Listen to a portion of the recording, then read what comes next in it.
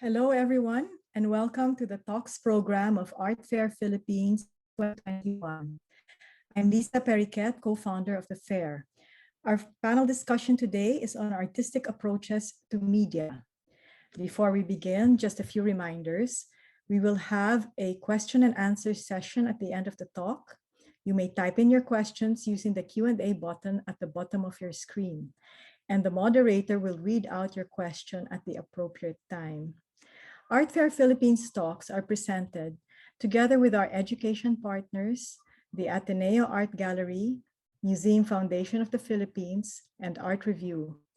I will now pass you on to Boots Herrera, director of the Ateneo Art Gallery, who will introduce the talk today. Enjoy the session today. Thanks.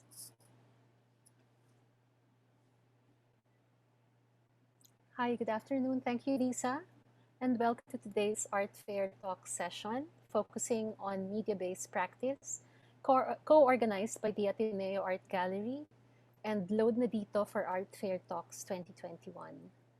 Around 2 months ago, I received an email from Mark Salvatus, where he shared a video he made in 2020 while locked down in Lucban, Quezon, about the different communities that surround the mystical mountain in his hometown, Mount Banahaw. And the video is titled That Day Most Eagerly Waited. It was around the same time that we were planning the program for Art Fair Talks. And so I proposed to have a panel that focuses on media-based practice. So we were pleased that Load na Dito, composed of Mark Salvatus and Mayumi Hirano, agreed to curate a panel for Art Fair Talks that will give focus on artists whose practices employ the language and technology of the digital sphere. This focus not only resonates on the use of new technologies, but also on the medium or platform through which art has been produced and experienced during these precarious times.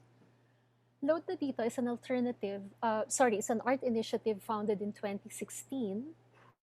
They recently celebrated their 5th anniversary, I think it was last week, and is currently based in Lucban, Quezon, and also in Quezon City. By organizing and co-organizing a wide range of programs, Load na Dito hopes to critically address the questions of participation, collaboration, and curating in relation to practice and forms of producing and presenting contemporary art. So may I now hand over the virtual mic to Mark and Mayumi. Thank you.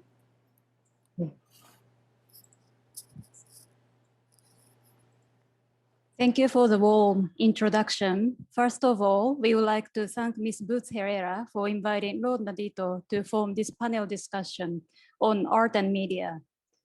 Since the outbreak of the new virus, we have been observing and experiencing migration to the virtual space, mainly initiated by art museums, galleries, schools, and organizations. Works of paintings, sculptures, and installations are turned into digital images to be exhibited in the virtual platforms.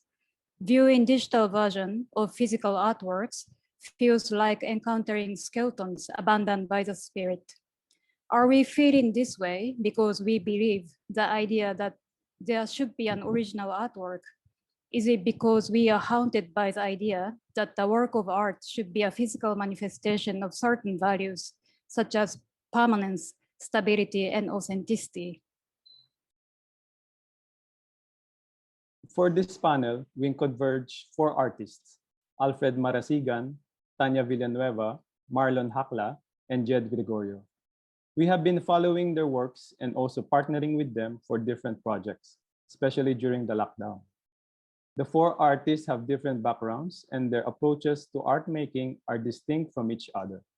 However, their artistic practices commonly intermix traditional mediums of fine art and contemporary everyday technology, such as smartphones, the internet, and digital apps. Through the conversations, we hope to learn their observations of the recent swift shift from the physical to the virtual platforms, as well as their artistic modes of meaning-making in relation to the current social and cultural conditions. In this session, we will have individual presentations by artists. Each artist is given 15 minutes to take us through their artistic practice. After all the presentations, we'll open the floor for a Q&A session. Just as a guide for us to make this conversation a safe space, please agree that we will listen to others and be respectful of people's perspectives and take care of ourselves. We look forward to receiving questions and comments from the floor. During the artist presentations, please use a question box to send us your questions. In addition to this talk, video works by the 4 artists can be viewed on the Ateneo Art Gallery's Vimeo account. So let us introduce our 4 speakers for today. We'll start with Alfred Marasigan. Alfred graduated in 2019 with an MA in Contemporary Art from UiT Arctic University in Norway, and also a Norwegian Council of the Arts grantee for newly graduated artists. Currently based in Manila, he is a faculty member of Ateneo de Manila University Fine Arts Department for half a decade. His artworks have been exhibited and screened and presented in various art spaces and platforms in the Philippines and abroad, and included in publications like Fordham University's Cura Magazine, SF MoMA's Tumblr, and Ateneo Heights. Alfred is inspired by emotional geography, slow television, and magic realism.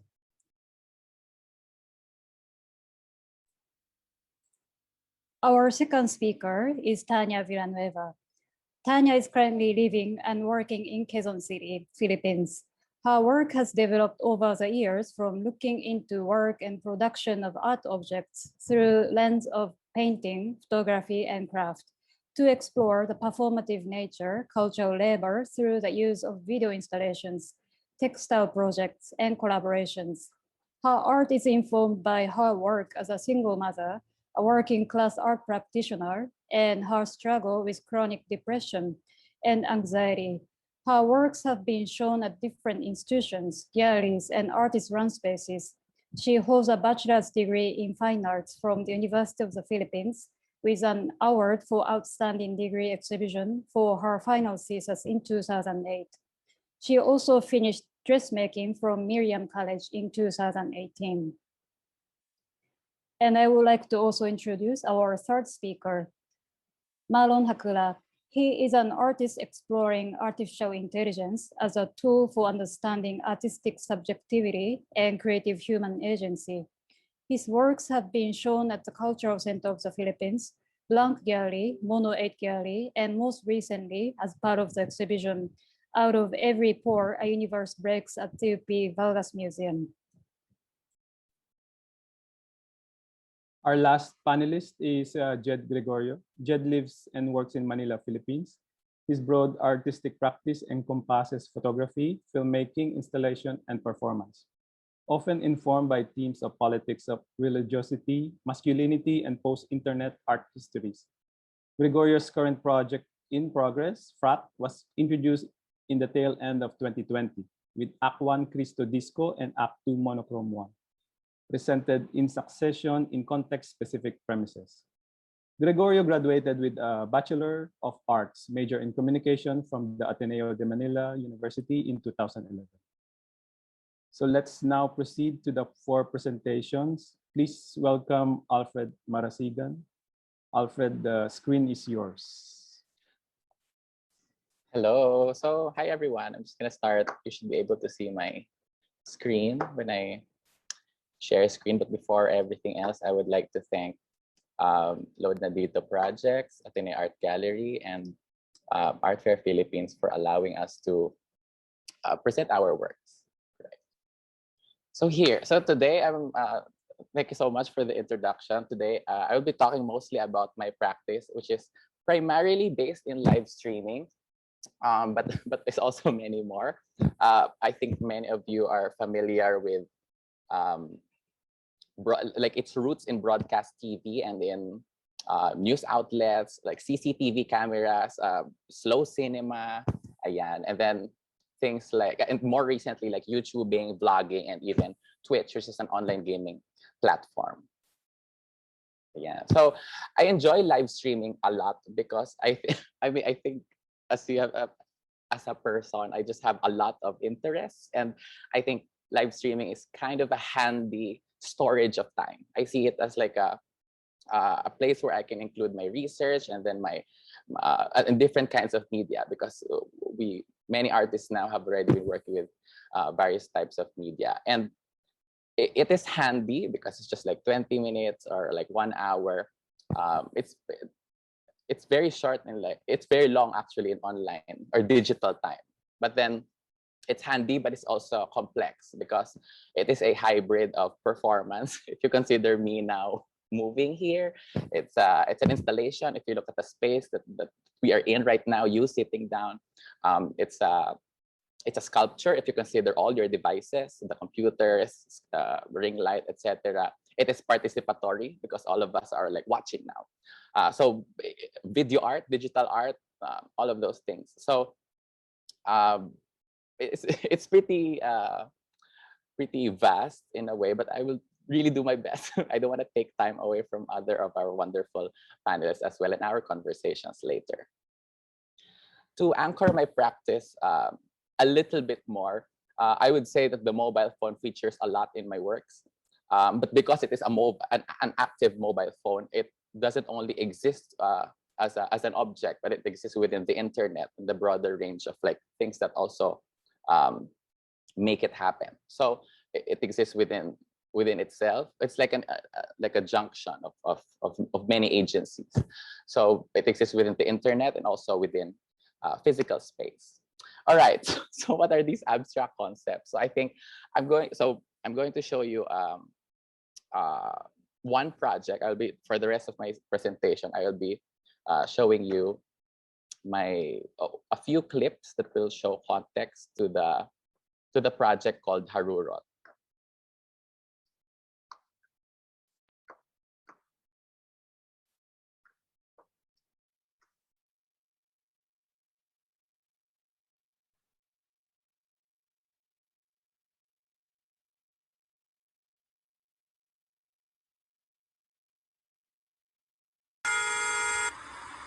First I was afraid. Matraffic sa labas. Ang haba pa ng pila. Doon sa jeep at bus. Di ka na maiinip sa eksenang ganito dahil nandito na bagong TV Plus Go! Android phone mo ay TV na. Basta't may TV Plus Go ka, biyahe mo'y tsak na sasaya. May mga panalong palabas, wala pang bayad sa data mo.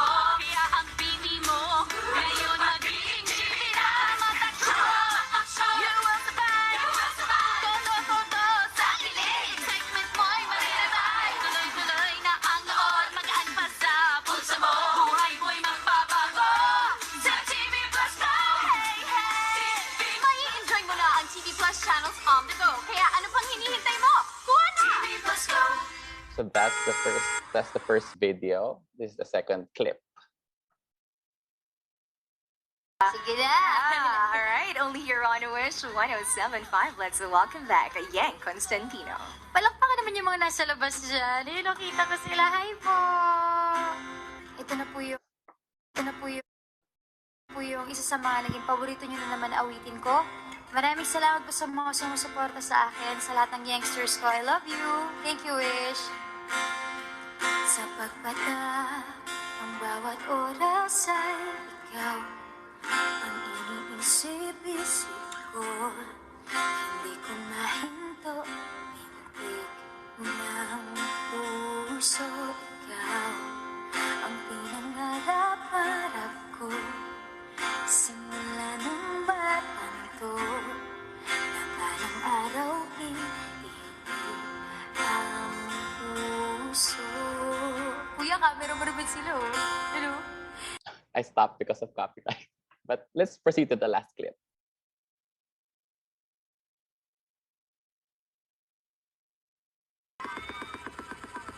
Ang kasta na na! Ang kasta na na! Ang kasta na na! Ang kasta na na! Tayo na mag-angkas padala. Come on, halika na mag-angkas padala. Let's go! Mabilis talaga, kailangan talaga, kaya mag-angkas na. Alright! Tayo na mag-angkas, tara na. Come on, halika na mag-angkas, tara na. Let's go! Mabilis talaga,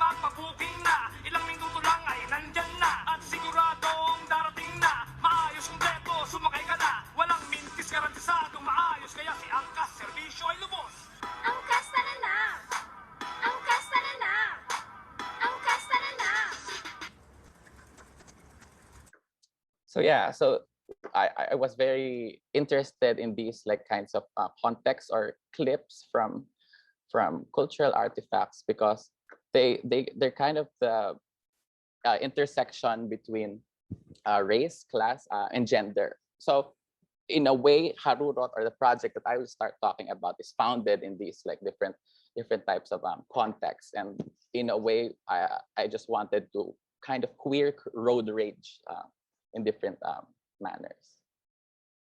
So there, Harurot or Acceleration is curated by Ariana Mercado and collaborated on with artist and architect Isola Tong and DJ and writer Uda Asi in Goldsmith's MFA curation space, which is Enclave Lab in Deptford, London, but also streamed across anywhere where you can have internet access. All right, so Harurot or Acceleration.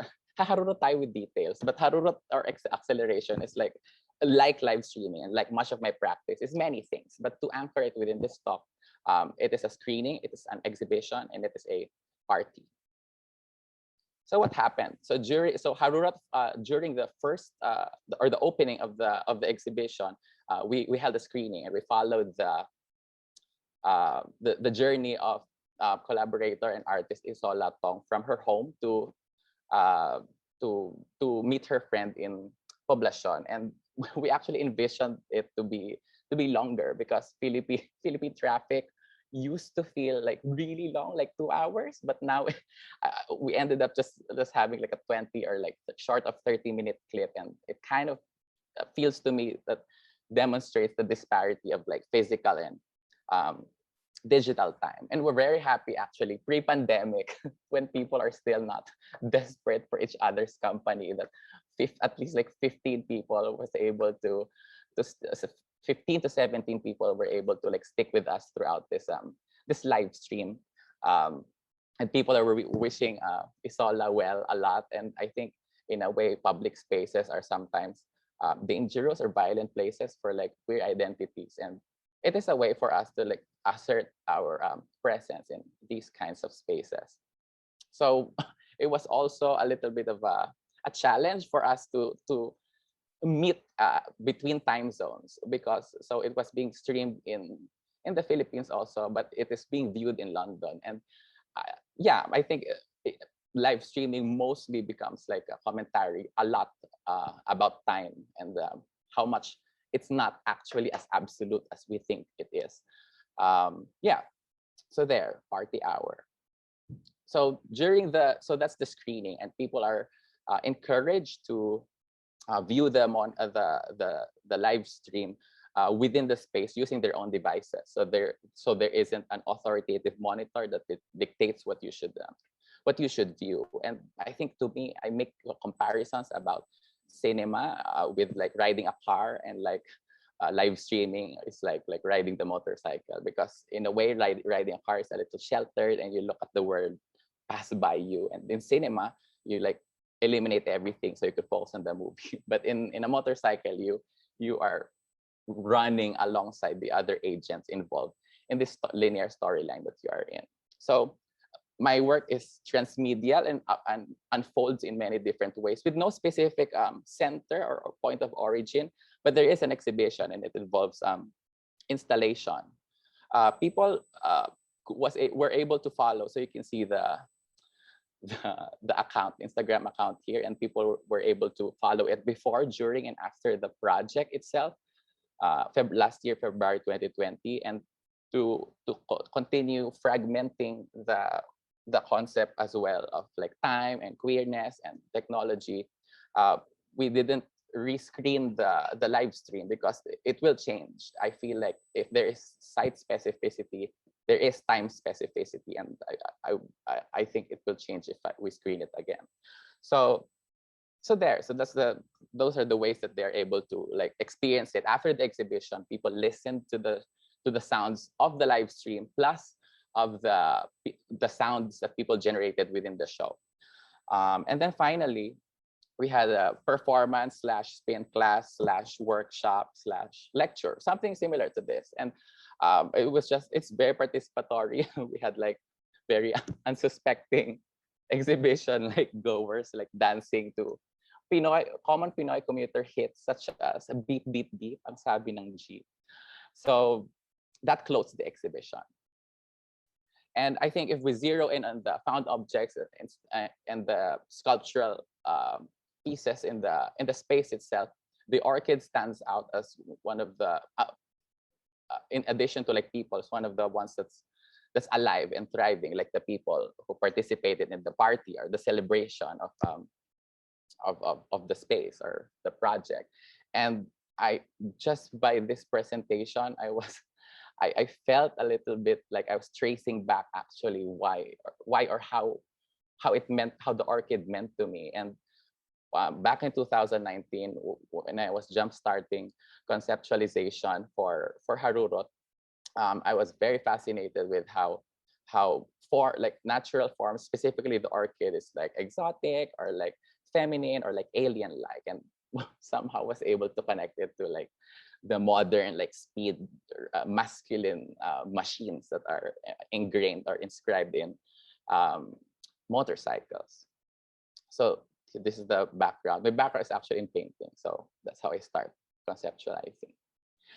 And then if we go back, I think the roots of, ultimately for me, live streaming is always a gathering in one moment or sharing like a specific moment. And I think when I look back, even before the drawings, I was invited to one festival called Turumba in Paquil, Laguna, and near the house of Danny Dalena, no less. And to me, it was I went to that trip because I was looking for questions on how queerness can coexist in environments that don't always find it valid. So I was happy to go there and understood and realized that not only people are very familiar with their devices, as the picture shows, but that these festivals wouldn't be possible if it weren't for the queer people who made it happen, who organized the program, who invited the people, who beautified the surroundings, and like maintained the saints or the Virgin Mary herself. And towards the end of it, towards the last part of it, the last song ended, and then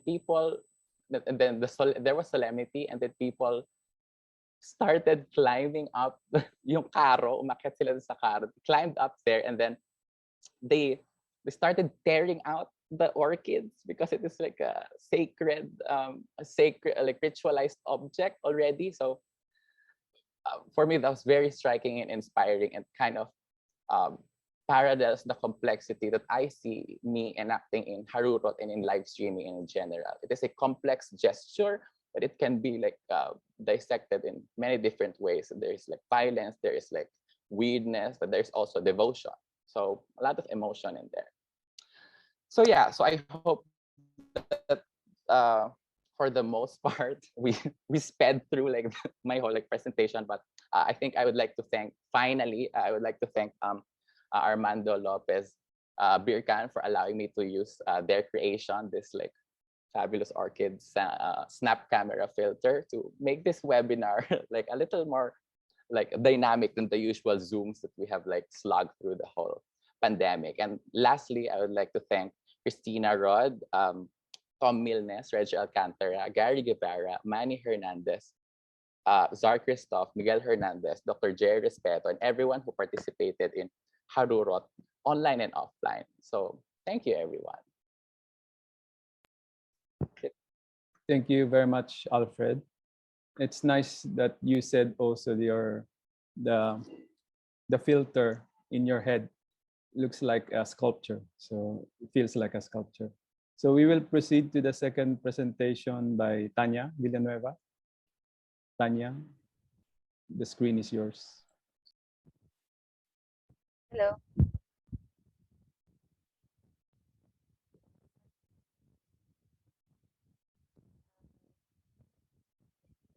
Salamat for video about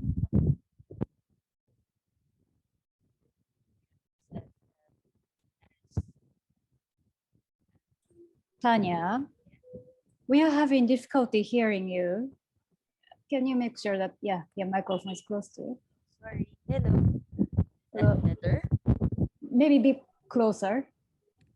Hello. Yeah. Good. Okay. So I'll just start. Basically, I'm gonna talk about my practice and how I use technology. Uh, yes. Sorry, Tanya. This is Uh-huh. Boots. Yes. There's there's a a wispy Oh, sound. I'm so sorry. It's my fan. Sorry. Yeah, nakakuha eh. Sorry. I'll just adjust. Yes, please. Thank you. Yung hindi ka maiinitan. It's okay. Sorry about that. There. Okay I think na? that's better. Yes. Thank Okay. you, Thank no you. problem. Right. Okay, so I use the term mothering or parang othering to describe my practice now because most of what I do as an artist is a result of parang me not fitting in comfortably in the art system that I'm in, and most of my experiments with video and image making is because of me trying to solve everyday problems that I have, including making having time to create artworks. So I made saan na yun? Yan. Parang ganyan when I started when I started art making. I was trying because of the time constraint and the um limited materials that I have, I didn't really know how to sustain a painting practice, or I didn't know how to be always visible in the artwork so that I can continue my practice. But as I moved along, especially the past few years, it became more of me trying to fit in art in my life, and it's a problem solving um thing for me, but also it made me discover like the important aspects of how I am able to create an artwork. Sorry, kinakabahan ako.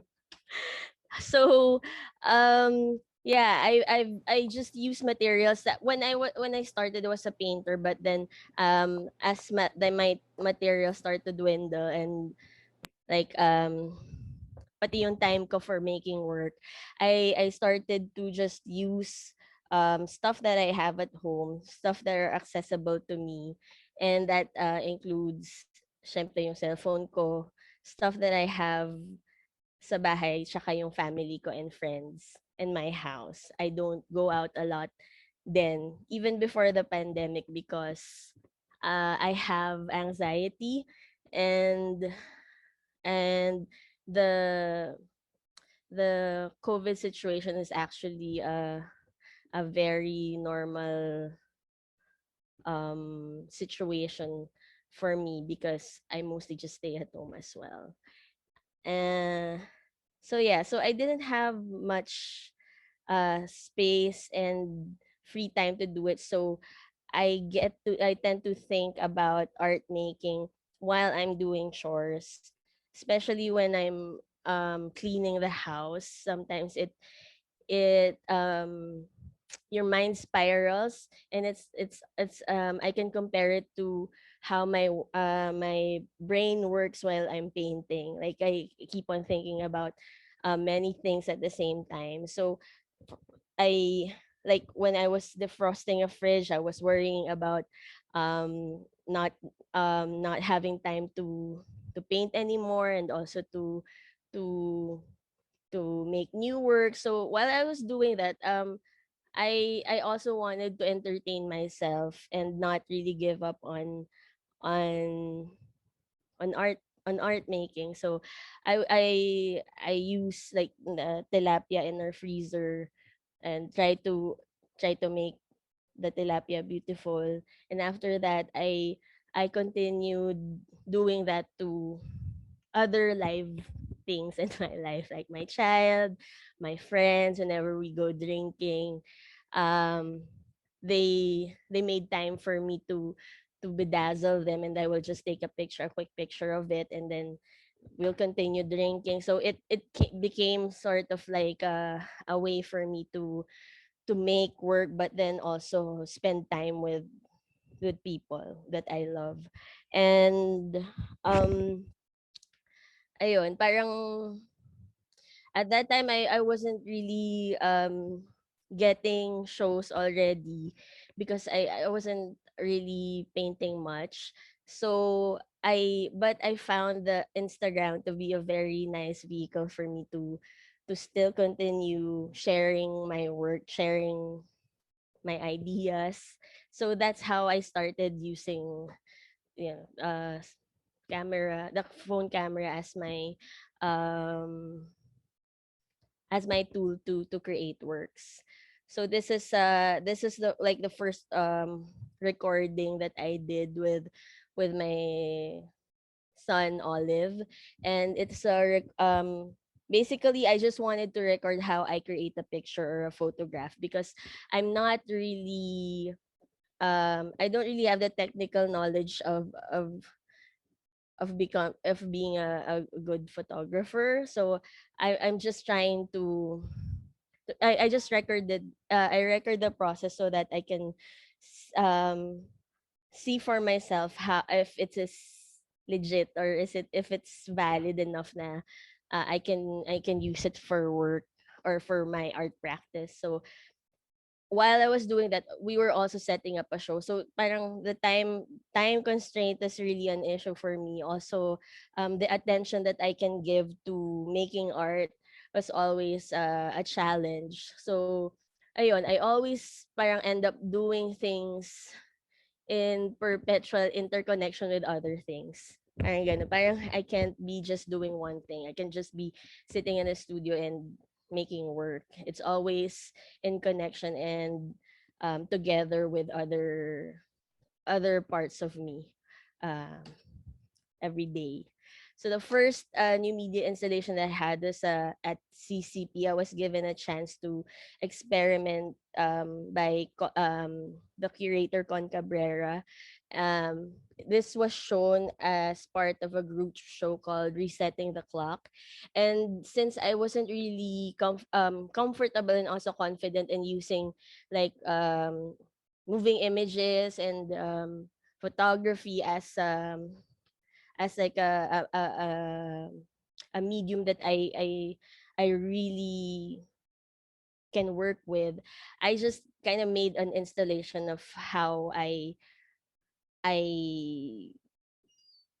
um I construct the image. It's just like a sort of um parang ano ba yun? um, Instructional, or parang I just want to show kung paano ko ginawa yung image, and also to reiterate the image itself. My daughter, my son, sorry, na I want to insist and try to tell myself na I have to balance my time with her, with him, sorry, and also try to balance my art practice together with that. So parang that was that this is the time where I would parang focus na talaga on I enjoyed collaboration because of it. Parang nakita ko my strength, and the worries that I have being answered by collaborating with people that I'm comfortable collaborating with, people that are close to me and I can be candid with. So yeah, so parang from there that my process just developed by just observing in our house. So I saw my nephew sparkle while he was gardening. So I I I made a video because of the lighting there. I didn't know much about how to light a video. So I was looking for spots that the it would be natural and fabulous also. So I created another video of that. It was entitled Invisible Work Performing. It is it is like a mock-up stage in our garden, which consisted of a bed, and it was just us, me and Olive, sleeping for the whole, for like from 8 o'clock to 12 p.m. So parang um this is me trying to be more comfortable in performing and making works again, and also answering our need to just really rest. And because we're both anxious people, he has bipolar and I have depression. So this I having a performance where we don't really do anything but really make time to rest was very beneficial to us. Even aside from it being an artwork, it was a time to really rest. So parang that's where my work parang developed na further to parang insisting on this safe space, or to comfortable space, a dream space for us.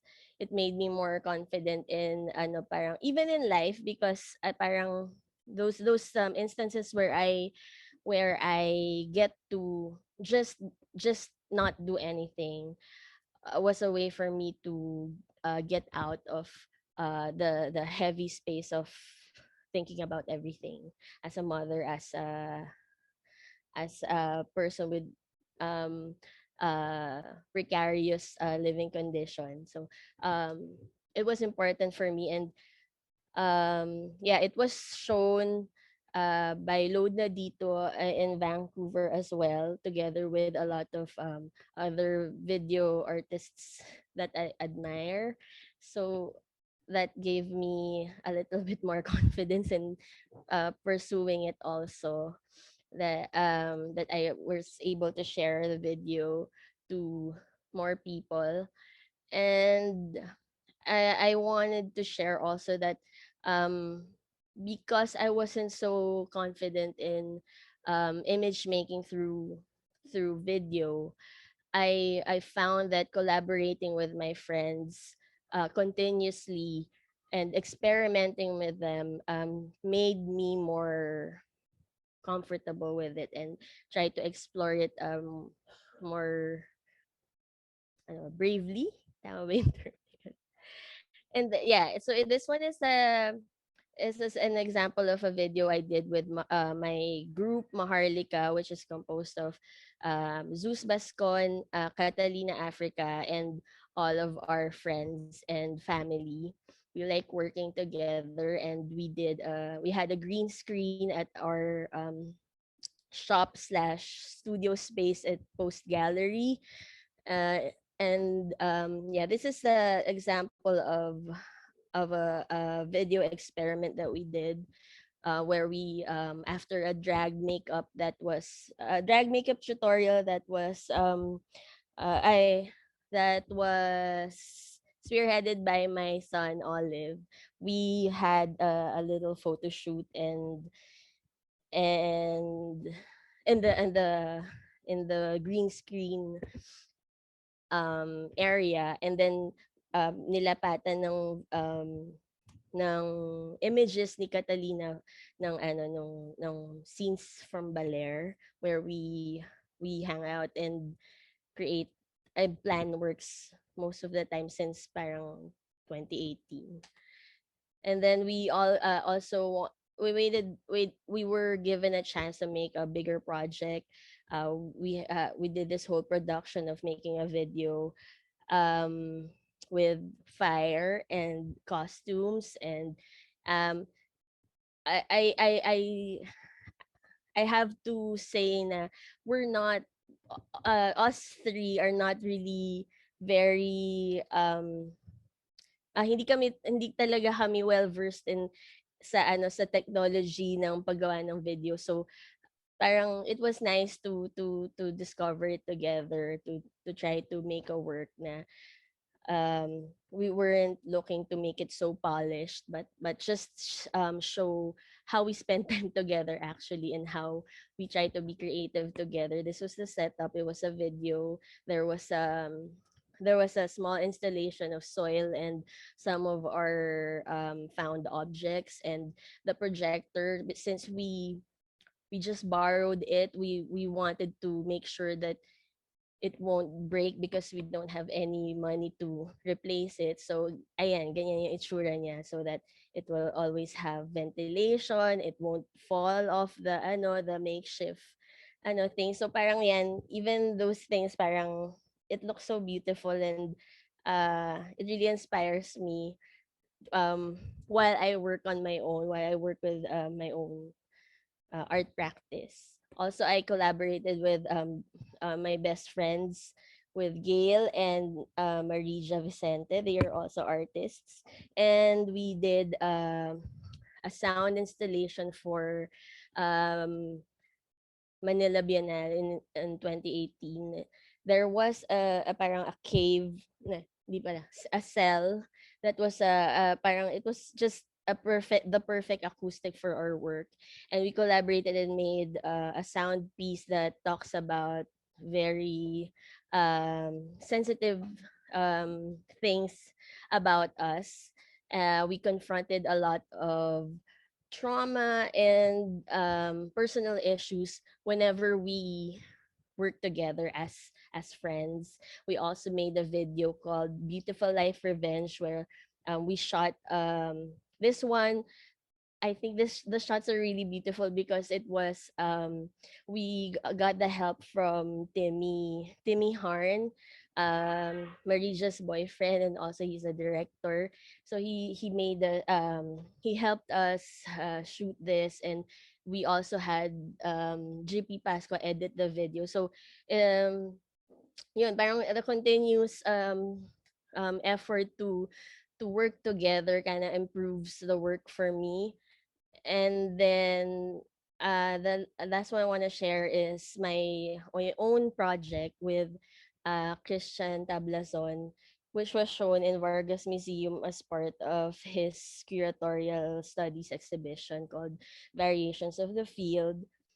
This one, I was given a chance to make a new video, and I was he helped me, and him and Jael helped me create this video. They're the ones who shot the video in Makiling Botanical Garden. So this is the how it looked at Vargas. And this was the video that I submitted for this film screening for art fair is came from this installation. But on this installation, it was a very long one. It's 40 minutes, and it's just me trying to make uh like a moving image that doesn't really move too much, so that parang as someone who is busy, you can spend time with it, or you can just look at it once and you'll get the picture. Parang that was how I planned it to look like. And then this exhibit talked about my my relationship um with patriarchy, with and also my art practice, as I was trying to look at it again from a perspective of someone outside of just really having a stable career in art making. I was also reflecting on the role that my dad played in how art shaped me, because he was also a an artist. He was a writer, and He was also the only boy in our house. So those things, his way of art making and his lifestyle, his his persona, his ego really also informed a lot of my my early art education. And then the 40-minute video was just a bunch of shots of me in a camouflage uniform, just roaming around Makiling Botanical Garden, and it included a little bit of like postcard texts like this one, yung kung iiwan mo ako mawawala ka. It's just um an example of that, parang my interpretation of the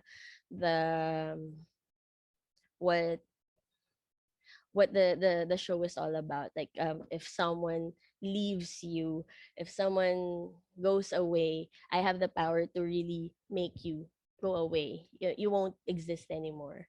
And that was what was running through my mind when it comes to like imperialism, colonialism, or like we have the power to actually contribute and diminishing it. It doesn't really shape our whole life. It's it's up to us how it will contribute to ourselves. And then asan na yun? Sorry. So just a bunch of shot, and that video I re-edited it to a shorter version. I was my son taught me how to edit videos finally, and I made a 7-minute clip, which is also shown at West Gallery right now. I titled it ang Utopian Soldier, and it also has it also includes a letter that I wrote for to try to give some context for the video. Um basically, yeah.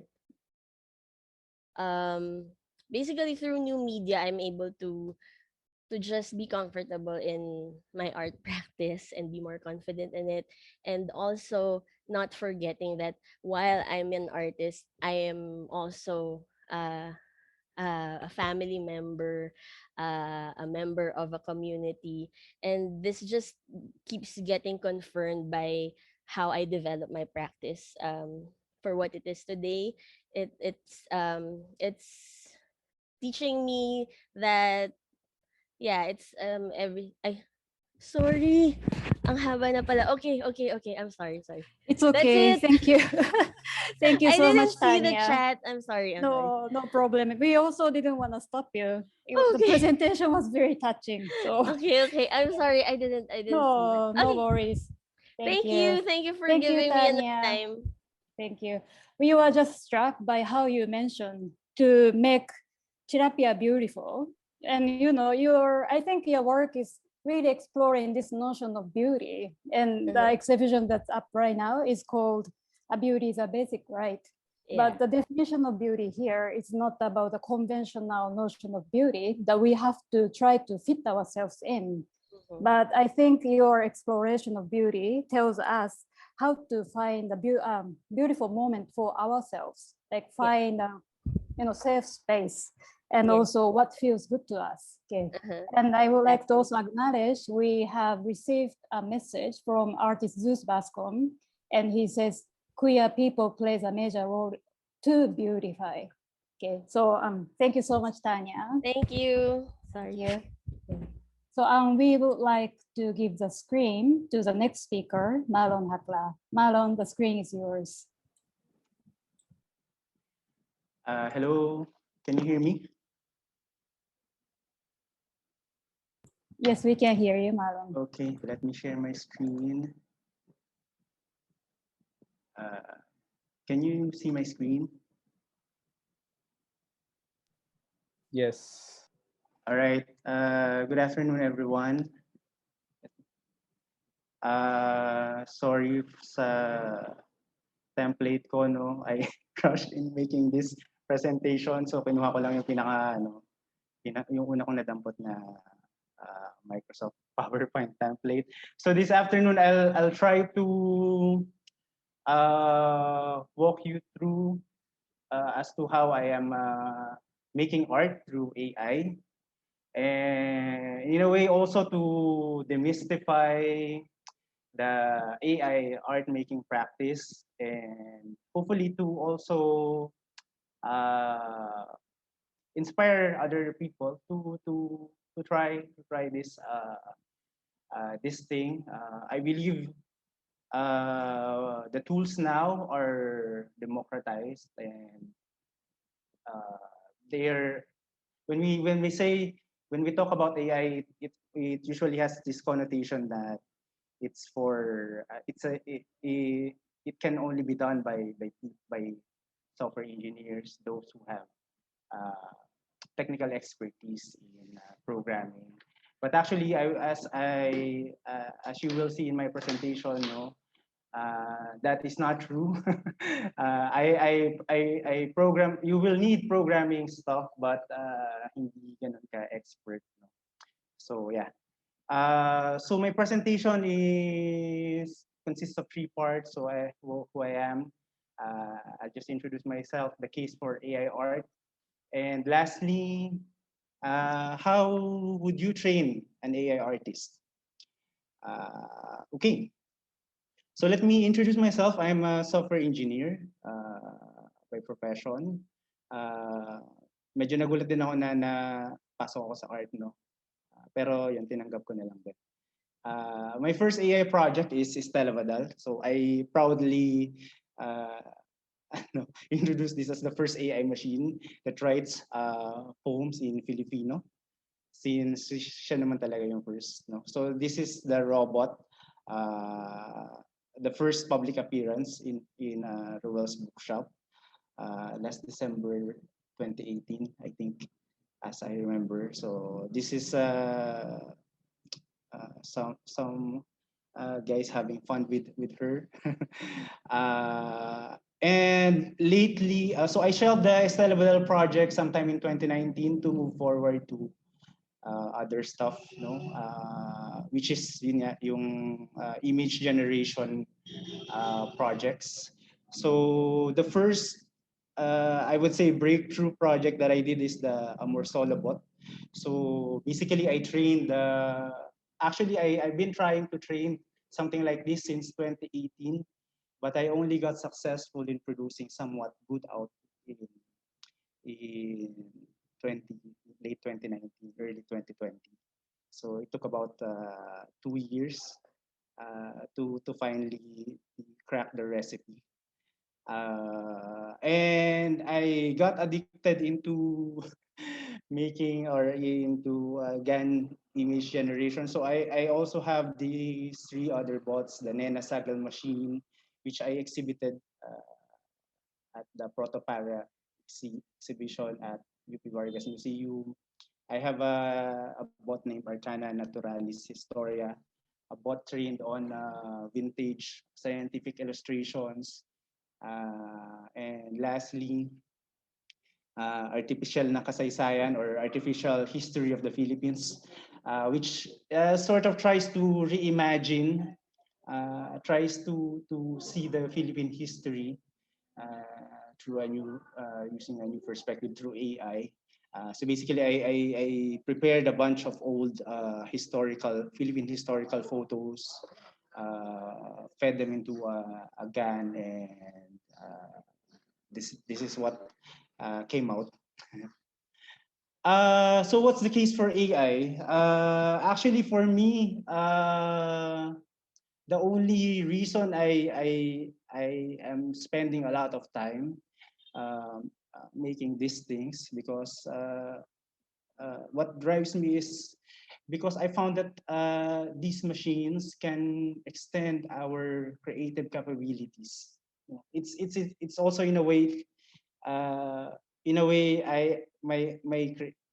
am also trying to question what is creativity in a sense. So here is Vera Molnar sharing how that computers really just help us, as opposed to the notion that computers dehumanizes art. And I guess the first time I fell in love with AI making stuff is when I was training Stella, when the first time I trained Stella Badal. This phrase came out during training. I'll read it. Datapwat ang lahat nga lamang ay isang kasintahang hindi niya malimutan. Or in English, it roughly translates to, but everything else is a lover that you can't forget. So when I saw this, I was struck. I tried to find the phrases where the robot got this from, and I cannot find it from the training data, because I can't believe that the robot can generate something. The line is absurd, but it's also poetically sensible to me. And so this piqued my interest into putting a lot of effort, a lot of time, because I thought these machines can unearth stuff that we cannot think of with our limited creative capabilities. So that's what I was thinking.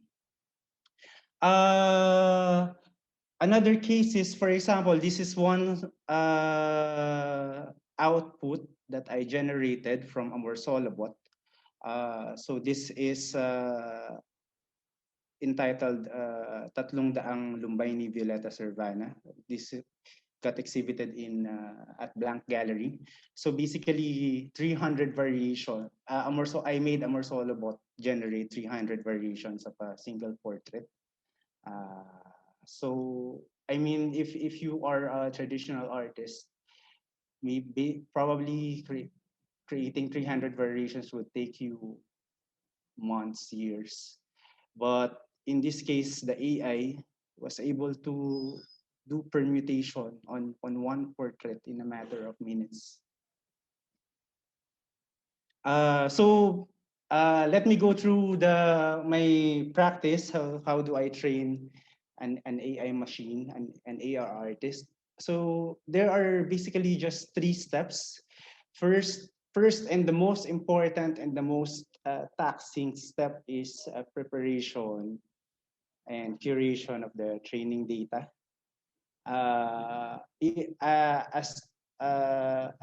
Based on my experience, this takes about 1 to 2 months. 1 to 2 months, because based on my experience, the AI machine is a dumb machine, and it will only generate great stuff if you feed it with great stuff as well. So there are now a lot of AI artists, and I silently judge their work. You would see how much time an AI artist put into his or her data or training data preparation, because it will show on the AI machine's output. And after going through that, you'll basically do the training proper, which in my case just takes around 5 days.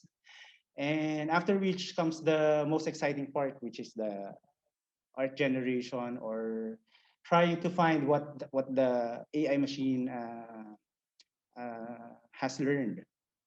And then step 4, which is optional, but as in my case, this is I usually do this.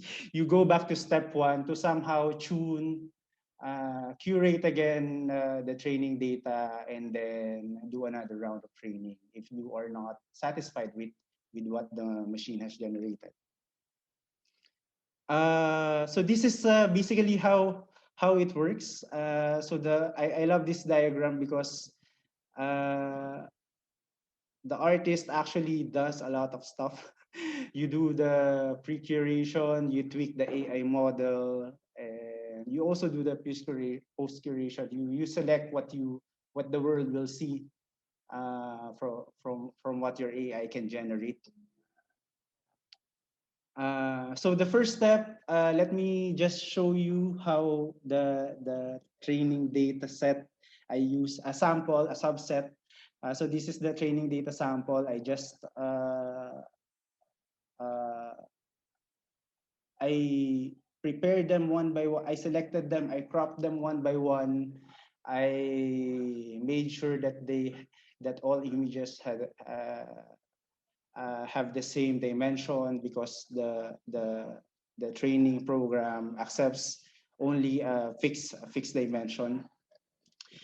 And to properly train an AI machine, you would have to learn a bit of Python. You would have to learn a bit of Linux, because otherwise you will have to do the data preparation in a manual manner, and maybe it would take you not just 2 months, maybe 6 months.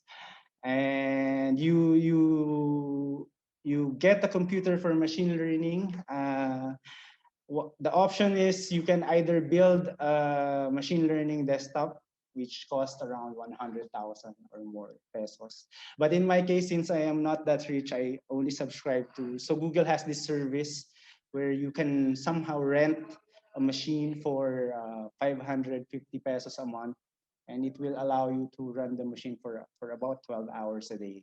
So yeah, this is what I am using at the moment. I have here a few links that can get you started if you want to indeed train your own AI artist. Then on the training proper, the AI model I use consists of two AI models. The other one is the generator, or the artist. So this is the one that generates the images.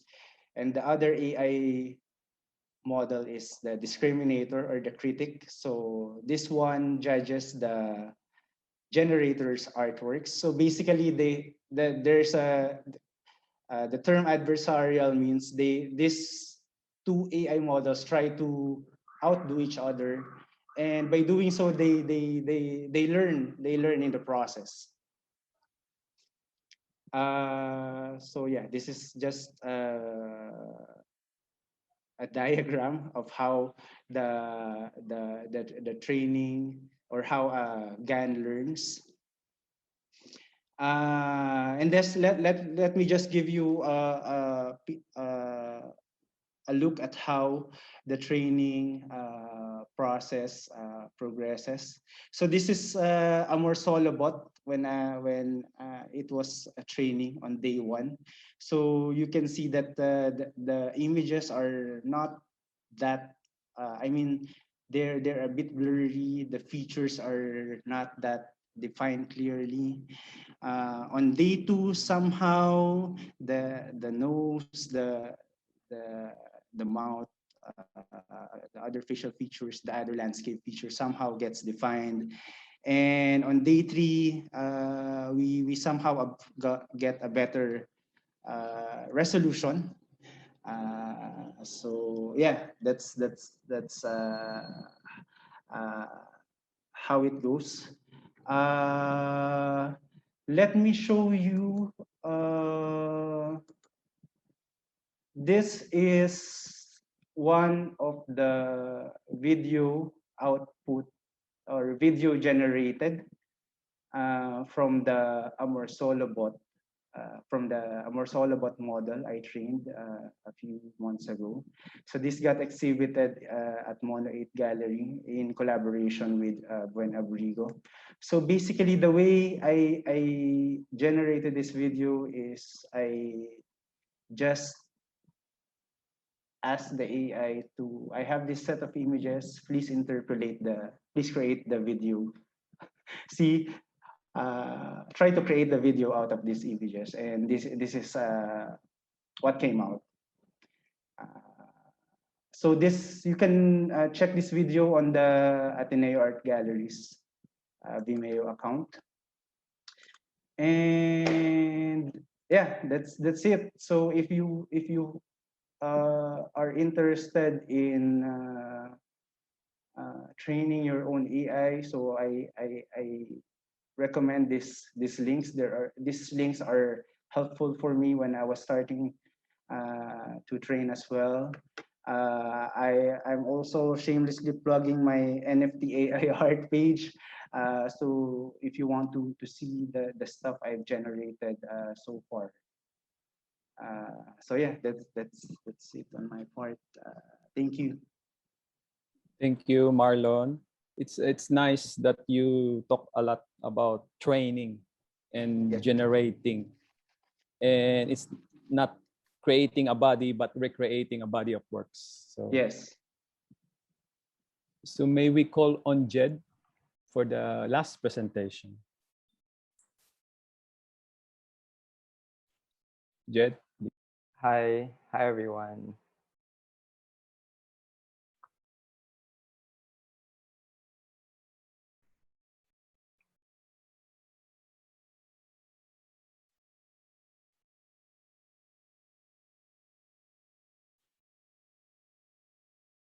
Hi, so when we were asked to share video work for this programming, I submitted this work called King of Babylon.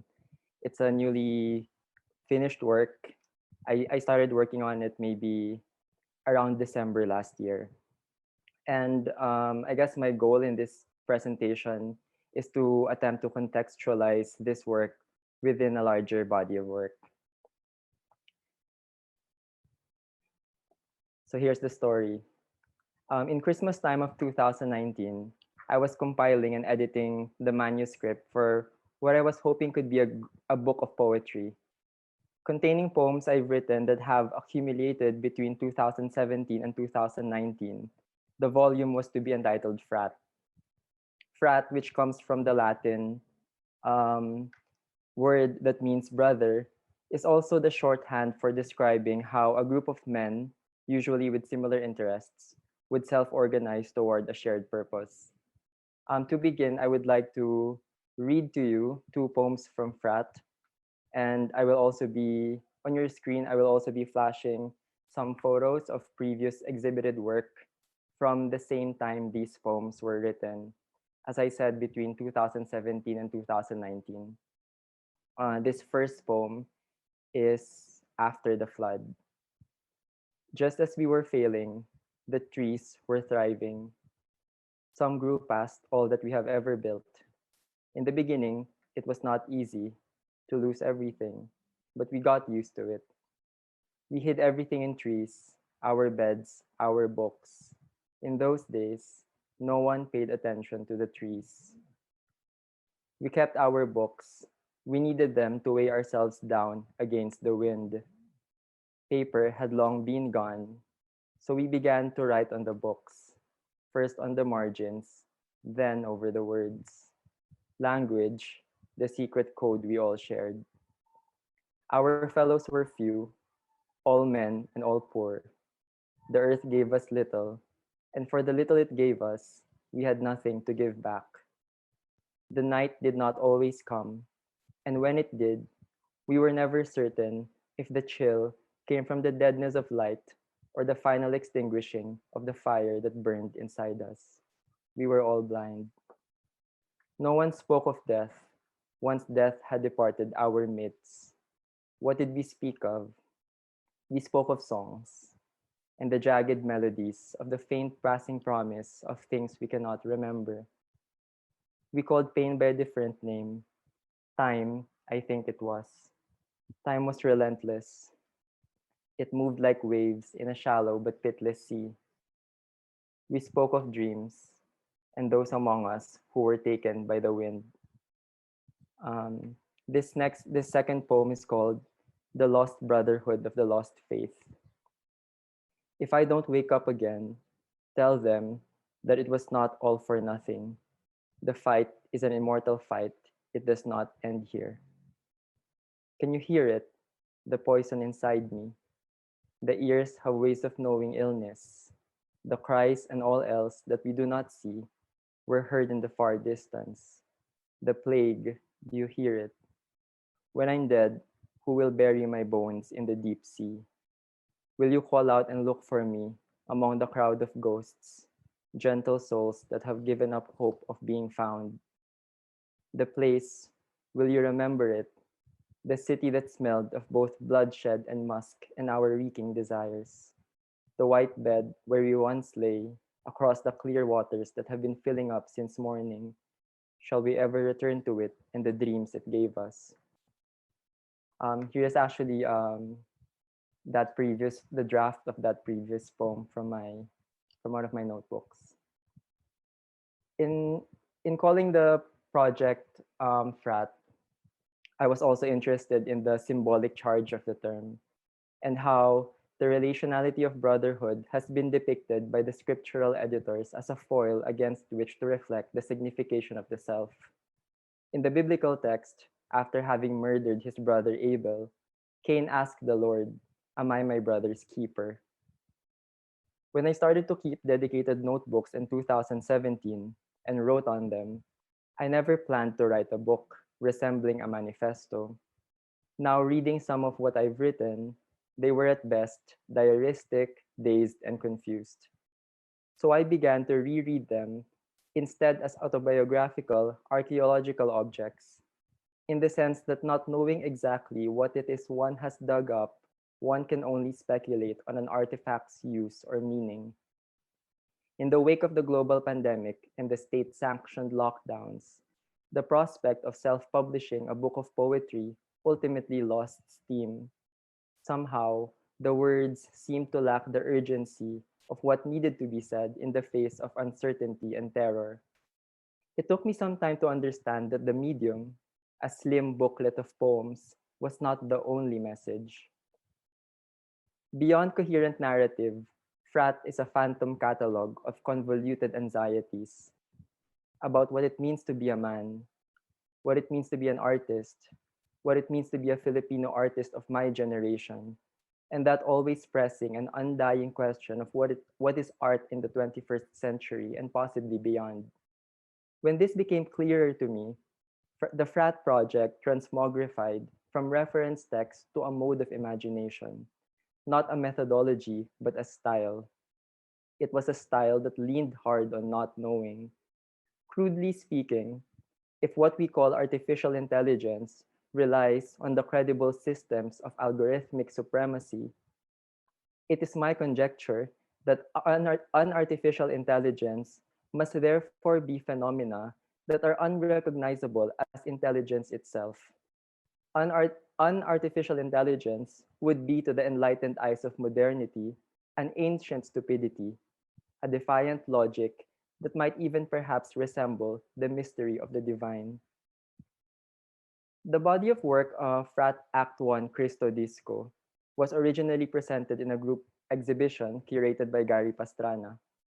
The group exhibition asked participating artists to think about magic, specifically the parallels between the roles of the magician and that of the artist. I'll show you a short documentation of this installation. It's an installation work that consisted of photography, sculpture, sound, and light. This is about 2 minutes.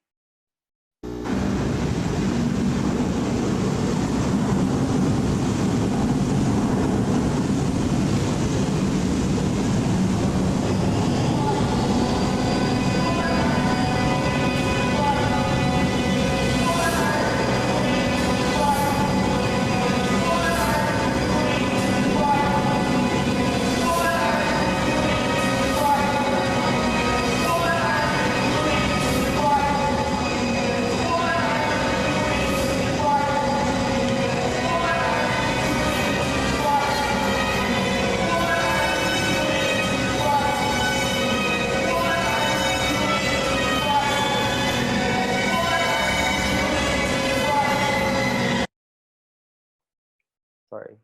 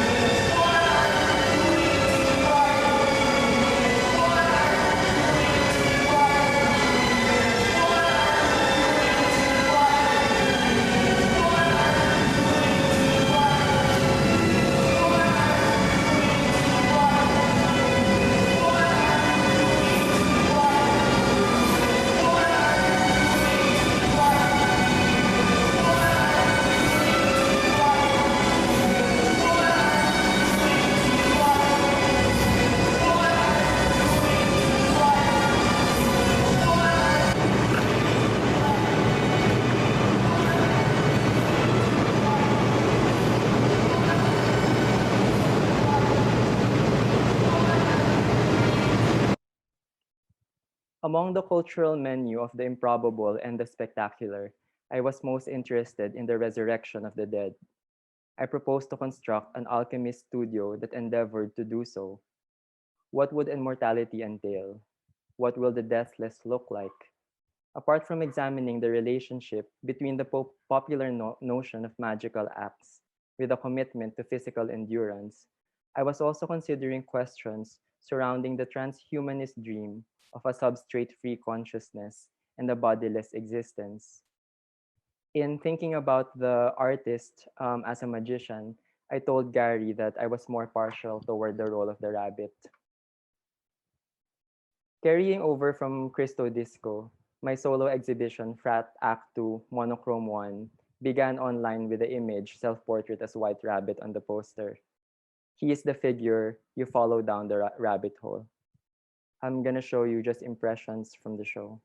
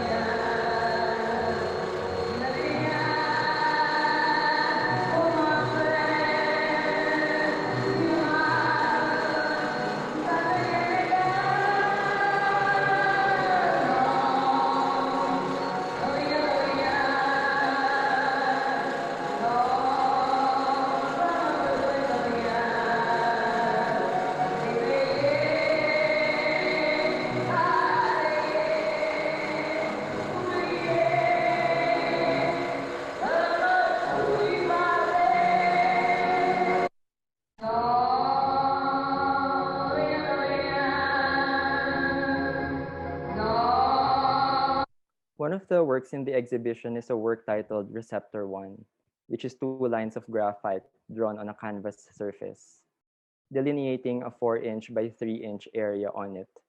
The title Receptor 1 alludes to its possible function as a vessel for an image or some other information, but the only available data there is a clue about an aspect ratio.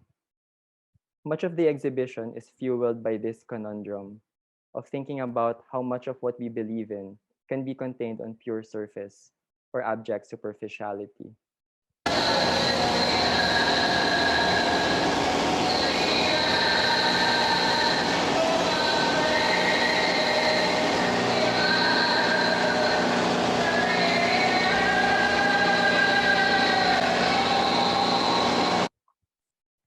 So as you saw, with the aid of a simple YouTube search and a small projector, we are able to invoke the ghost of Edith Piaf and listen to her sing about gathering one's memories and burning them, a resolute declaration of going back to a point zero.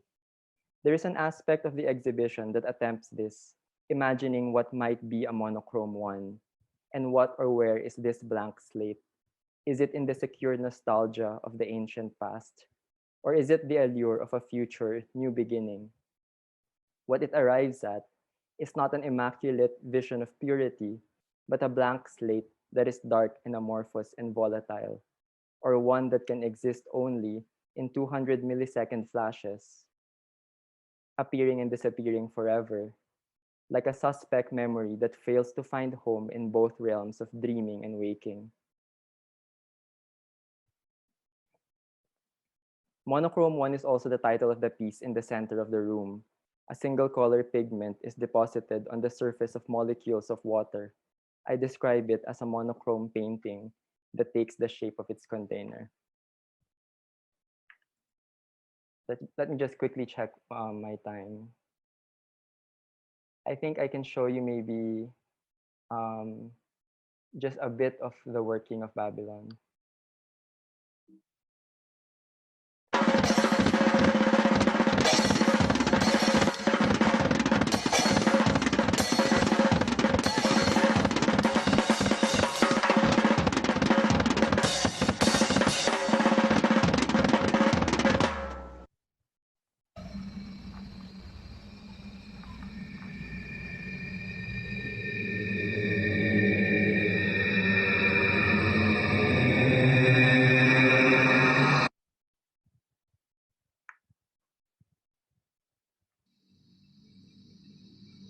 va pensiero sull'ali dorate,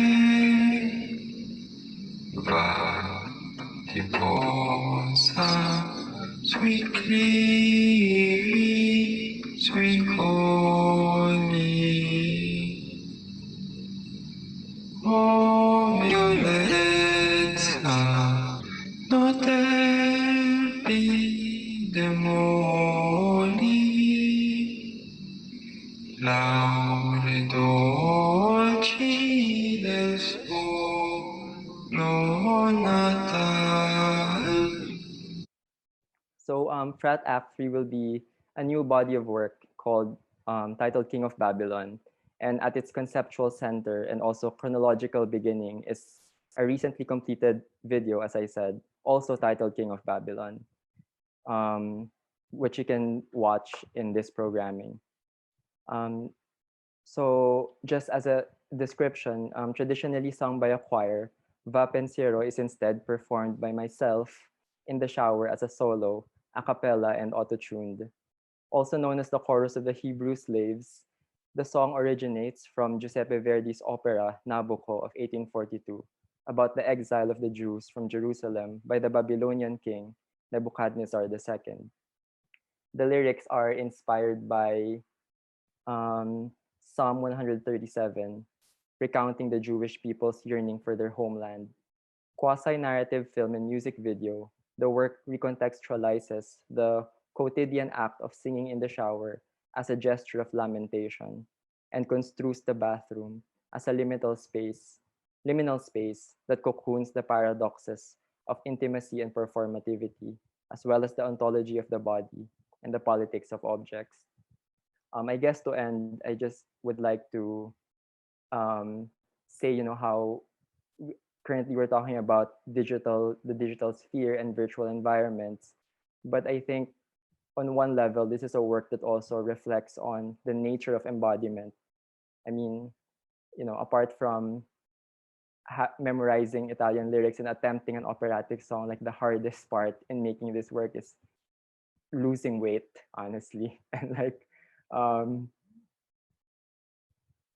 just looking like this. Thank you for listening. Thank you so much, Jed. And thank you so much for your introduction to your work, which is complex interactions of ideas, language, visual, sound, and voice, and also light. And those complex and conceptual configuration of elements generates energy, and also creates highly experiential and sensual space. So thank you so much, Jed, for sharing. And we have about 30 minutes for Q&A.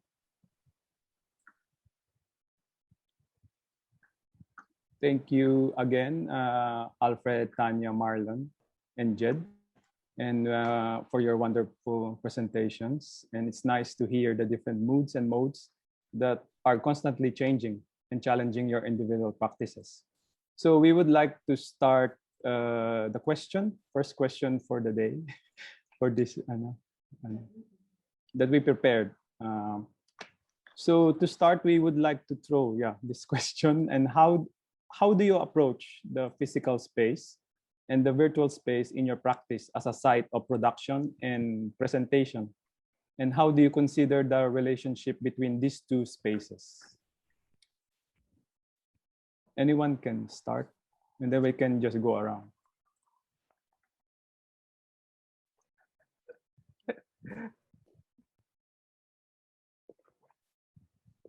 Maybe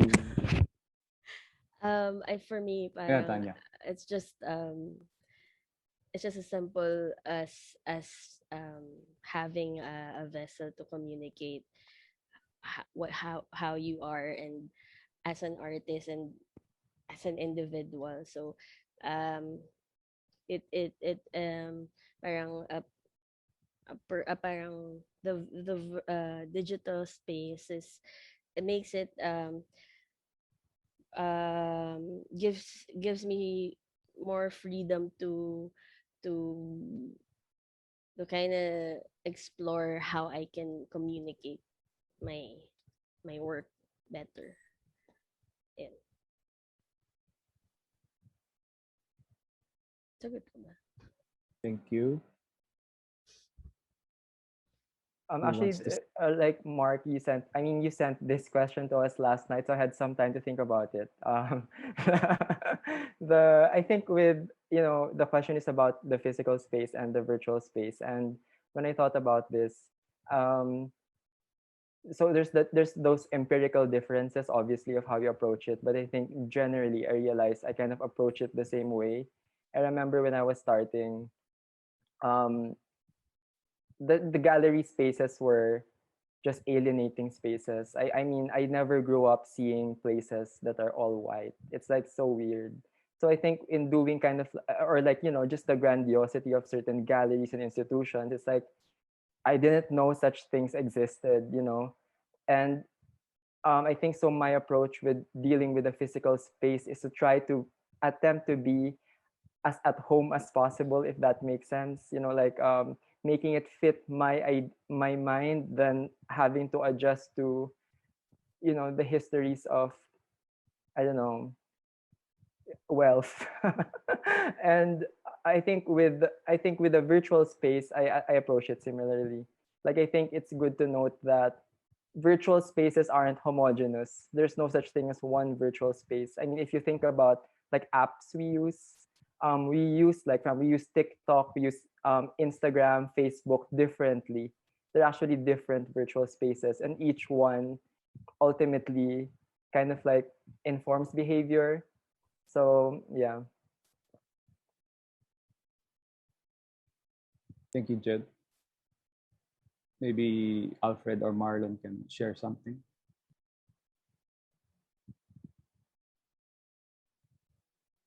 Sige, ako na lang muna siguro. I've been thinking about this for a long time, no, because we have this notion that the physical is a superior, experience, so to speak. And I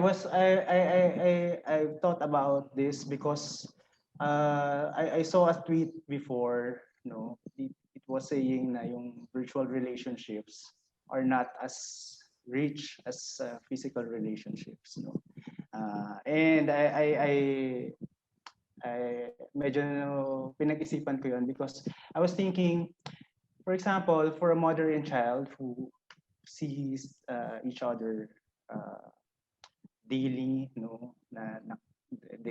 they can hug each other on a daily basis. They take care of each other physically. Would we say that that is not as rich as a relationship, a mother and child relationship who communicates over Skype, for example, over Facebook Messenger, because the mother has to work on a different place in another country, diba? Parang ganon. So the way I approach virtual space is it's actually just another space for me. I mean, it can be as rich as the physical one. I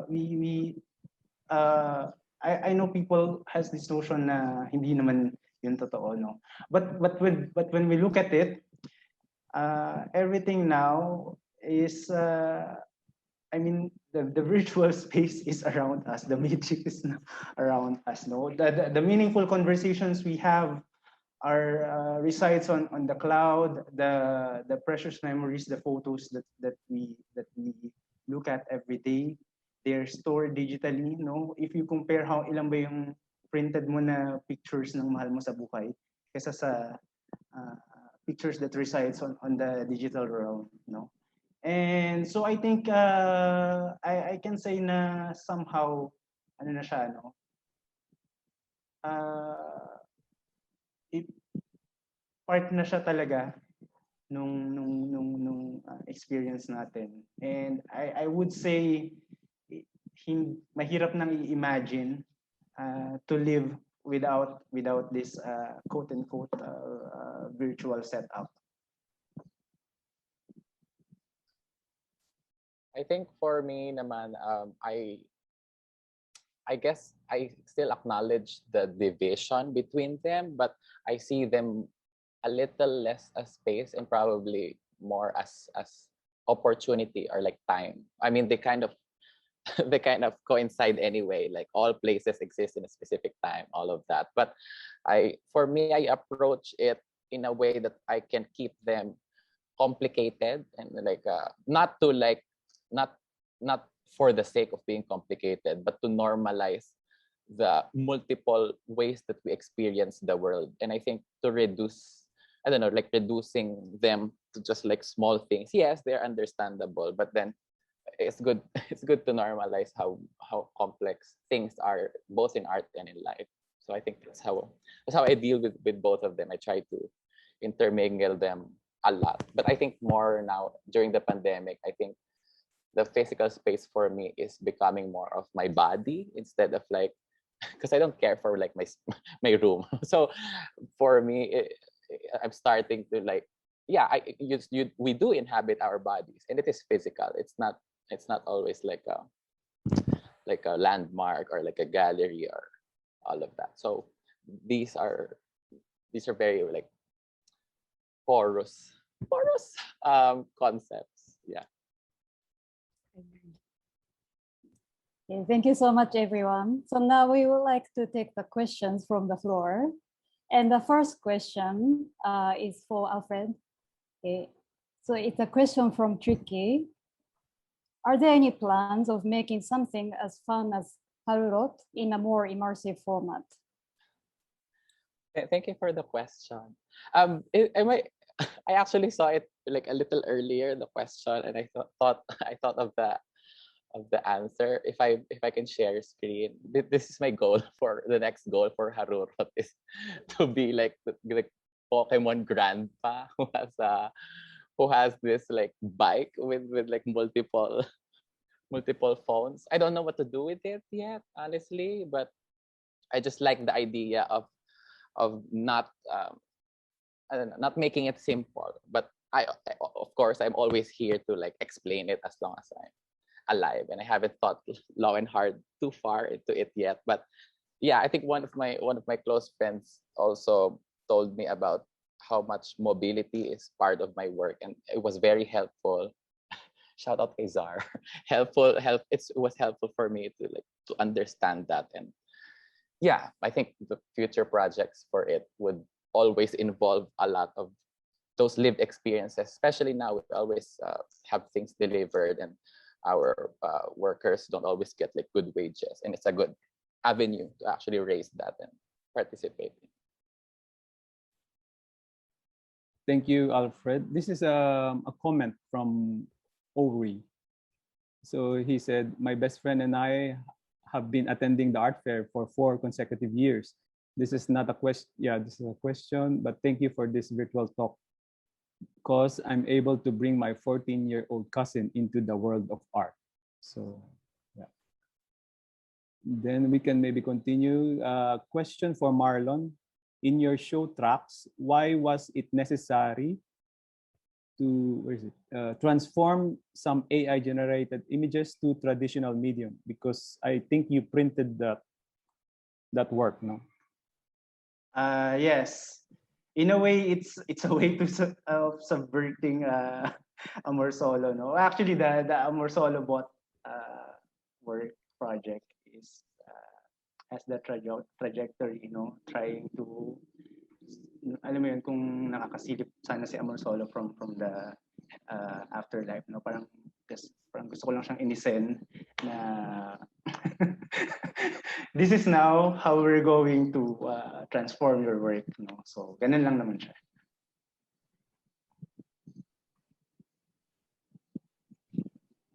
Thank you. We can just read all the questions now in the Q&A box.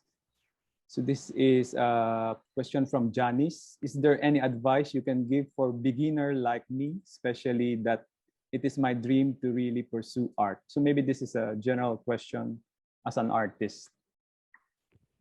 And most of you are dealing with different mediums and practices. So what can you give to Janice?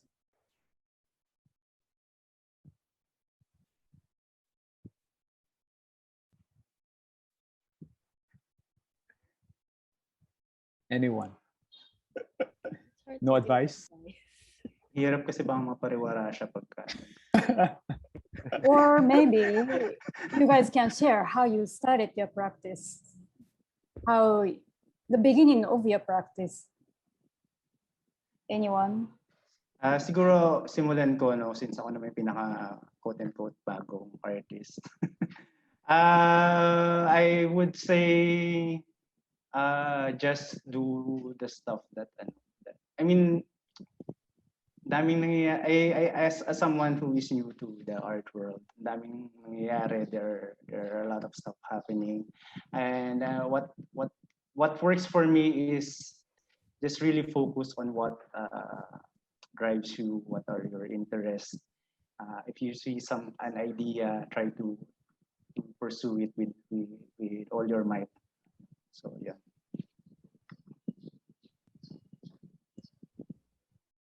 Thank you, Marlon. Anyone else like to share your beginning of artistic practice or any advice?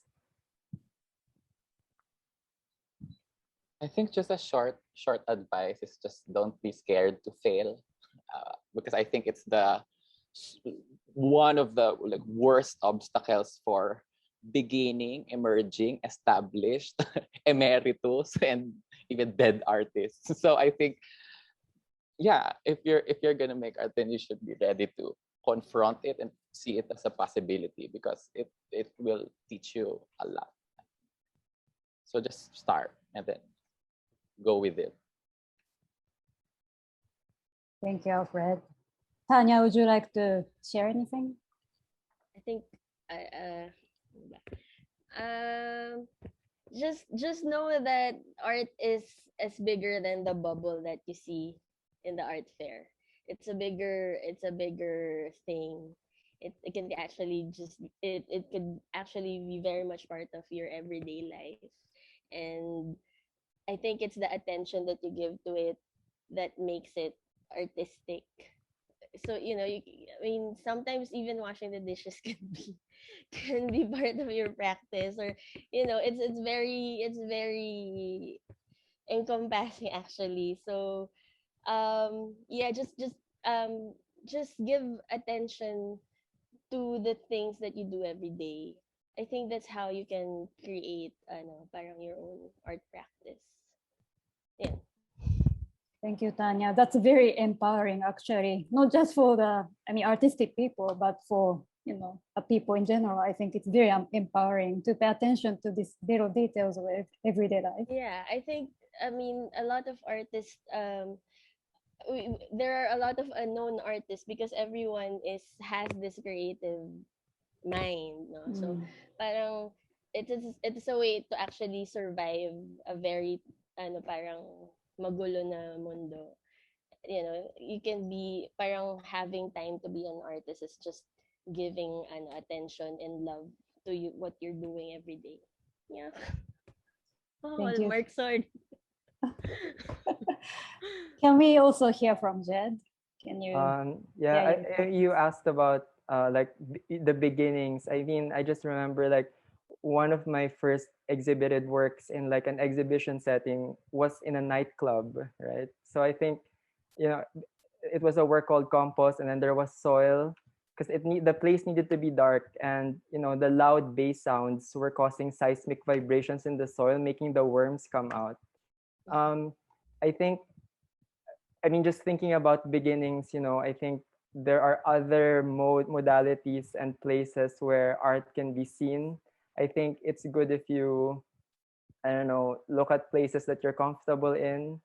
For example, in like other work, I get asked about like the strobe lights. I think it's because I miss going out and like having that flashing light just as an experience, and maybe that's where it comes from. So I don't know, but I think I think there's a lot that you can draw from if you I don't know, maybe if you're honest with things that you like, because I think in the art world, notice there are trends, like like trendy topics, like artificial intelligence being one of them, right? And so it could be kind of like a detriment if you're totally just jumping in on it just because it's trendy and it has nothing to do with your life.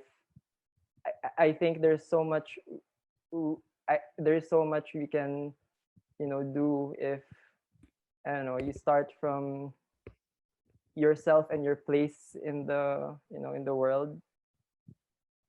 Yeah. Thank you, Jed. I think it's connected to what you are saying for the next question from Paolo. It says for Jed, but I think everyone can answer this question. What do you think is the trajectory of art today, and how is it different from before? I don't know if you've seen the art before because everyone is young, so I don't know if you've seen all. So I just, yeah.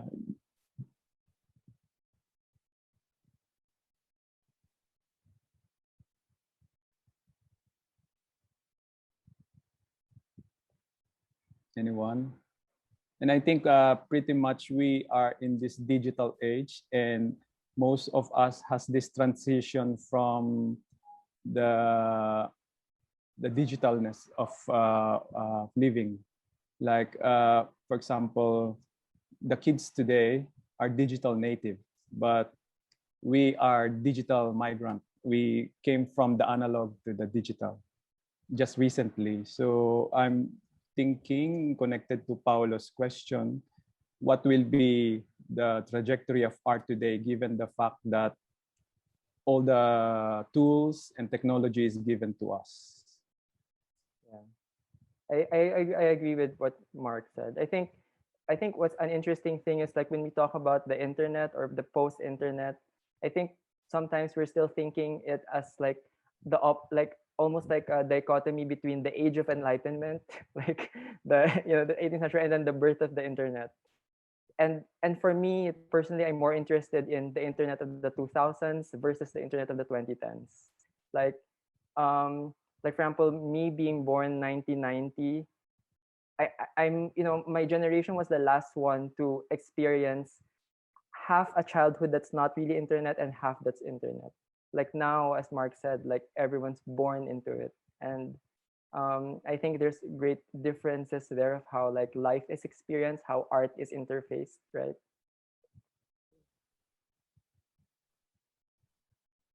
Thanks, Jed. Anyone?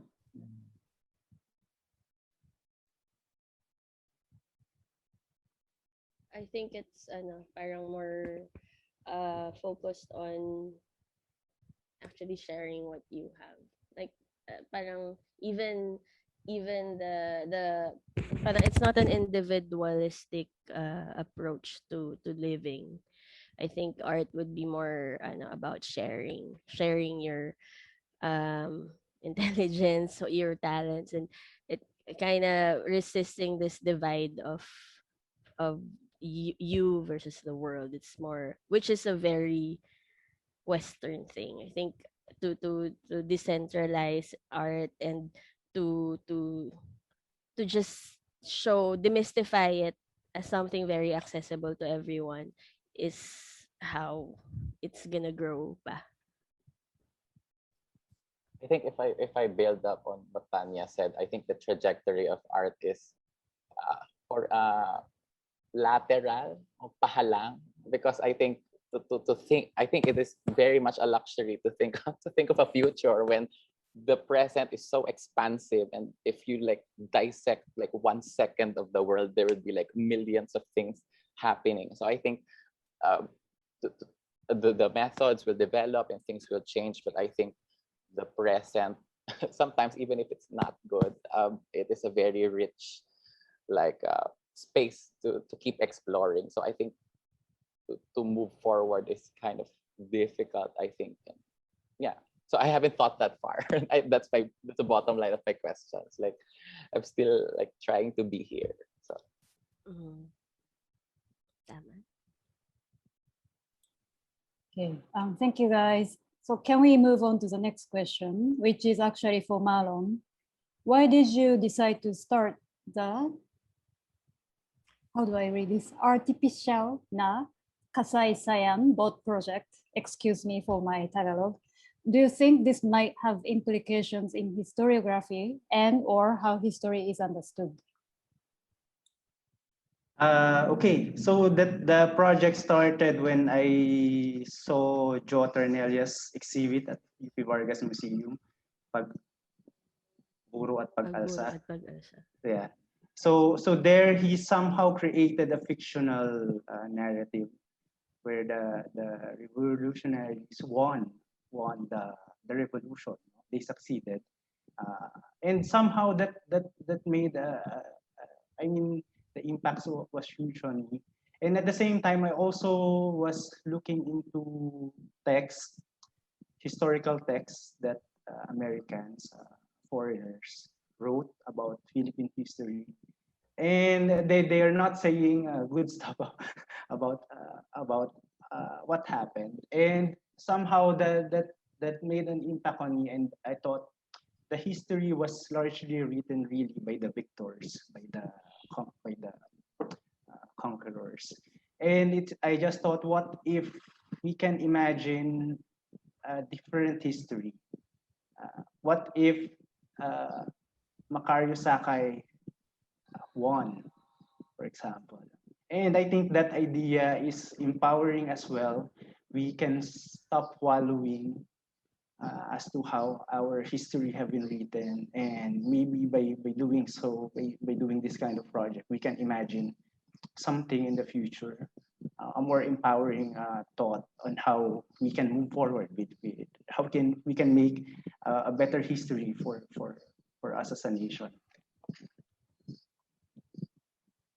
Thank you, Marlon. We can move on to the next question. From Anonymous. What can you say about making art for money versus making art because you just want to make ideas materialize? So for everyone.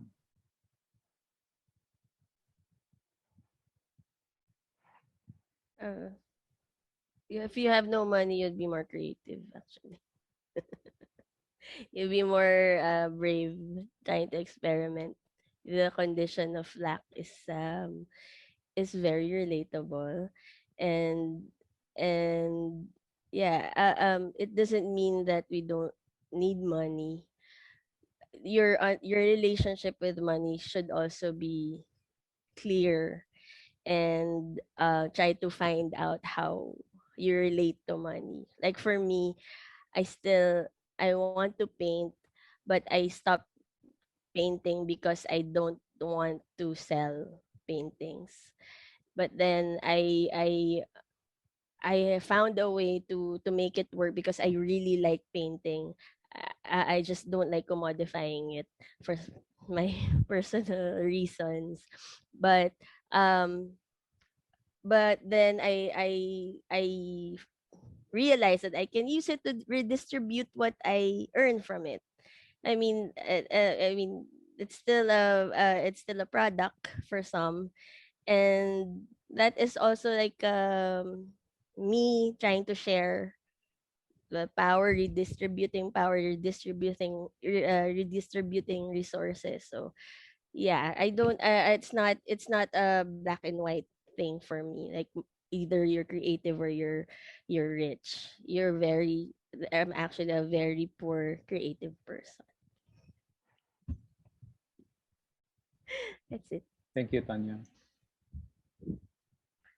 Who wants to maybe share their thoughts? I think like what creativity allows you is to like expand notions of things. So expanding notions of art and even expanding notions of money. Because like I think when I look at my art experiences, sometimes the most valuable things like friendship, you know, it's like it's also I don't know. I think this because I think this question comes from a place of thinking about value, and I think if you're able to see value in things that are non-monetary, it could be a liberating creative process, I think. Thank you, Jet. We can move on to the next question because we're running out of time also. So from Christine, your works and art making practices are new, very different from the conventional. How do your viewers or audience react to your art? What is the most significant comment that you received?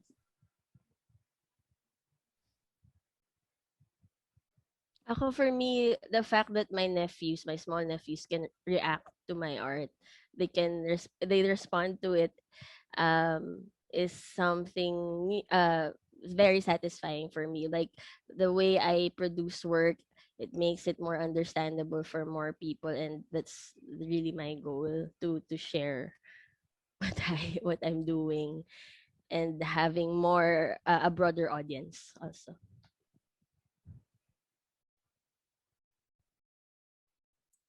Thank you, Tanya. Would you like, any of you like to share your comments, thoughts on this?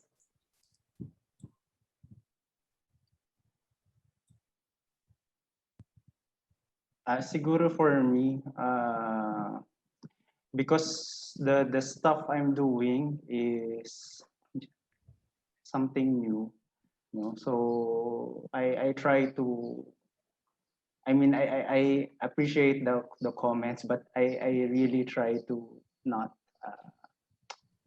think about those comments a lot, because I mean, if uh, because I'm thinking that that might affect the direction I'm taking. For example, someone might comment that You they can do not end. they can't understand what I'm doing.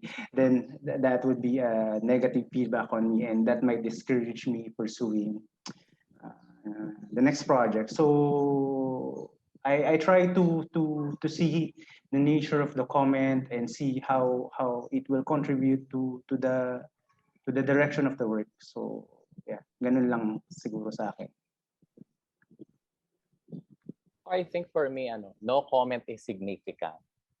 Because I don't know, I think people, I guess we are kind of lucky as artists that art is infused with this sort of like magical, impenetrable, unquestionable, meaningful thing. But that's why people always say like, I like your work and all of that. But then, and I appreciate those a lot. But I think when people like don't or can't react, I think I consider it as something to work on, because it means that I think, especially virtually, I've had this conversation also with other artists about the difficulty of transmitting soul, because it's I mean, of course, like people in art history are like, I cried in front of a Rothko. I guess it's like different in digital media, because I don't know, it's a different experience, different plane, different, like, because you're just sitting down. So yeah, I think like, and because there's so much that you can choose from, not just art, you're just looking at like content, you're looking at like education, you're looking at legal so conspiracy. So yeah, I think like not being noticed, I think is something to take note, because it means that maybe the person didn't want to engage, or maybe the person saw it but didn't feel like they wanted to say something. So if to me it's a bit more nuanced, I think. Thank you, Alfred. Can we also hear from Jed? We only have 2 minutes left, so. Oh, what's the question? I'm sorry. Sorry, I wasn't. I mean, you don't have lost. to directly respond. It's okay. No need to respond directly to the question. But if you have any thoughts in your mind just floating around right now, could you share it? Sorry, what were we talking about? Can you just quickly tell? Sorry. The audience. Yeah. I don't know. I think I don't want to sound like I'm contradicting like what other people said, but I really listen to comments. I feel like there's so much to learn, especially if it's coming from a fellow human. I feel like even if it sounds insane, I feel like there's some human there, and then I try to think about it. I think that's just the way I am. But I think what Marlon said was right. You have to find the way that it works for you, and what Tanya said was right. Like you have to find the way that it is not harmful for you, even if you listen. So yeah. Thank you, Jed. So we have one more question, I think, that we can take for everyone. Is there such a thing as translating traditional art terms? Example, canvas, composition, figurative, into modern mediums that heavily leans on that to the 21st century technology. So I think if we are like creating some new terms in this time in age of art making and technology, yeah, what would it be? Something like that. I don't know if it's the correct interpretation, but yeah. Sinabi mo, Alfred, kanina when riding a motorcycle is parang a narrative, a linear narrative. It kind of like sounds like a new way of looking at an art form. Ayoko na may romanticize na parang pag sumakay ka ng motorsiklo, parang, yes, cinema! Ako gusto ko. Diba? Pero maganda! No, but like, I think, yeah, it just, like being inside the car and like, because it's viewing. I think it's one of my experiences in Norway is that they showed us a movie, but there's no film.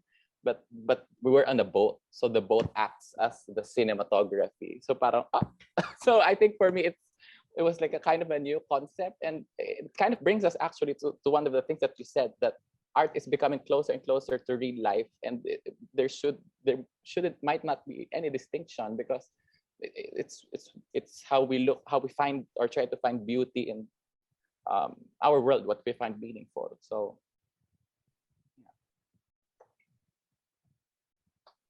anyone wants to share new term or new something's coming up with this art making using new digital platform, new ideas? I would love to see terms that are more practical. Or if you can like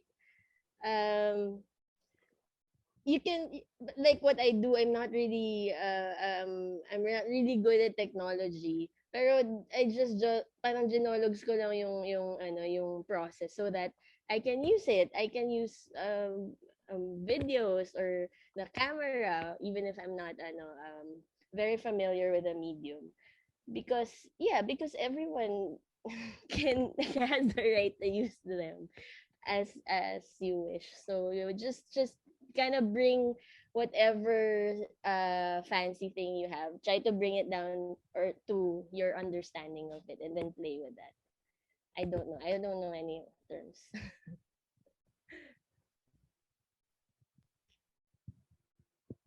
Thank you. Anyone else, or we can?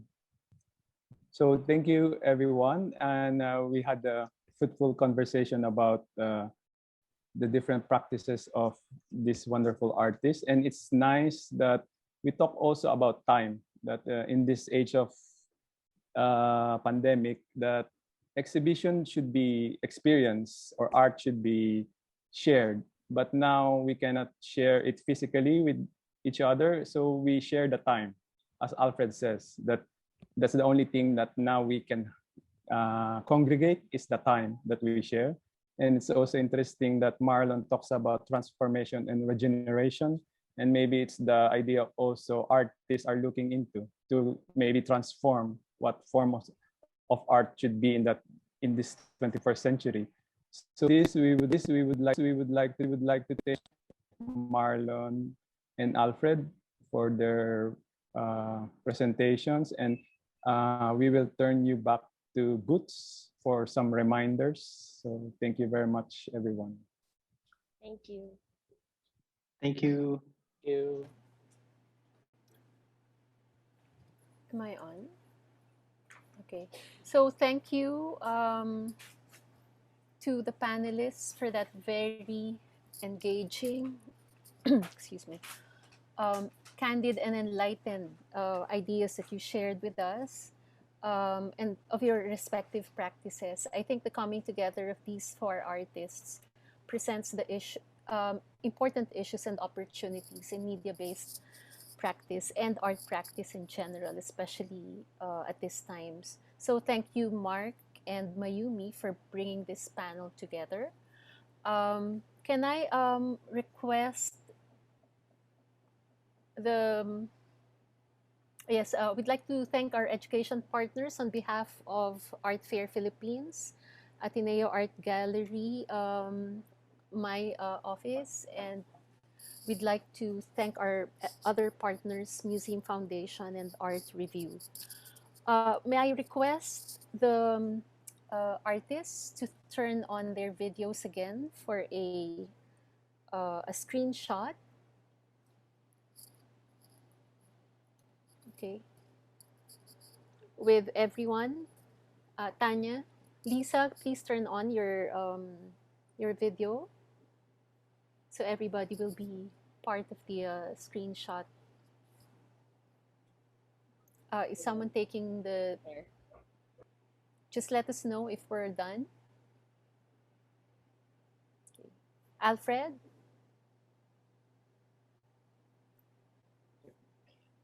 Umangkas na si Alfred. Ayan. Nagbago siya ng kwan. Okay. So 1, 2, 3.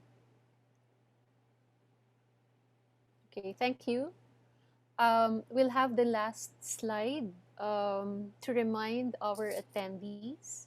You can watch the artists' videos through the Ateneo Art Gallery Vimeo account. So there's a you can scan the QR code shown here.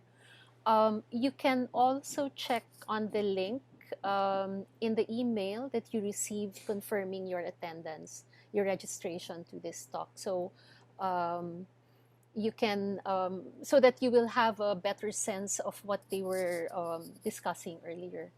And we'd like to invite everyone to our next session later today at 6 p.m. The Artist's Journey, a chat with 3 artists and their journey into making nifties. So thank you very much and have a good weekend. We look forward to seeing you on the next days until next Friday for the series of talks and open studios. Thank you. Thank you, everyone.